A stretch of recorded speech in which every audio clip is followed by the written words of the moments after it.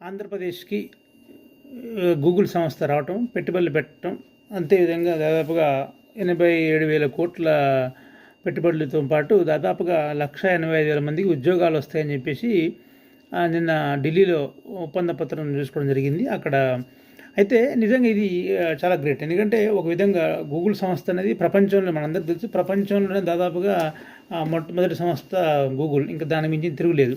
సరే, కొన్నిసార్లు అన్ని రాష్ట్ర ప్రభుత్వాలన్నీ కూడా దావోస్ వెళ్ళాము, ముంబై వెళ్ళాము, లేదంటే ఇంకెక్కడికో వేరే కంట్రీస్కి వెళ్ళాము, అక్కడ పెట్టుబడులు భారీగా వచ్చాయని చెప్పేసి పేపర్ల ప్రకటనలు మనం చూస్తుంటాం.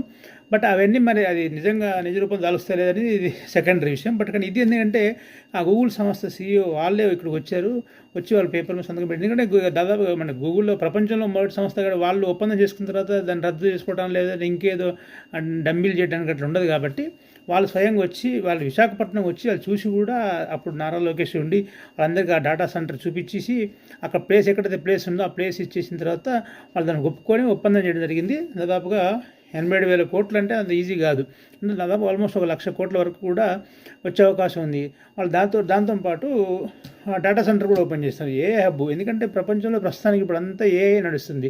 ఏఐ మించిన రంగమే లేదు. మనం స్టాక్ మార్కెట్ చూసుకున్నా, లేకపోతే ఇంకెక్కడ చూసుకున్నా, ఉద్యోగ కల్పనలు చూసుకున్నా కానీ ఏఐ అనేది చాలా టాప్ మోస్ట్లో ఉన్నది. సో అటువంటి దాంట్లో పెట్టుబడులు అంటే అంత ఈజీగా, సో డెఫినెట్గా అది మంచి లాభాలు ఉంటుంది.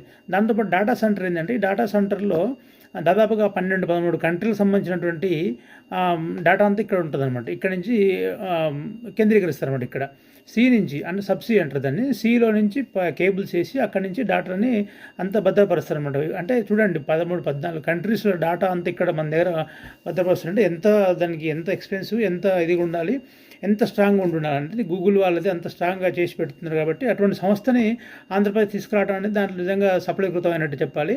ఒక విధంగా ఎందుకంటే అందరికీ తెలుసు చంద్రబాబు నాయుడు అంటేనే డెఫినెట్గా అభివృద్ధికి అవకాశం ఇస్తారు కంపల్సరీగా.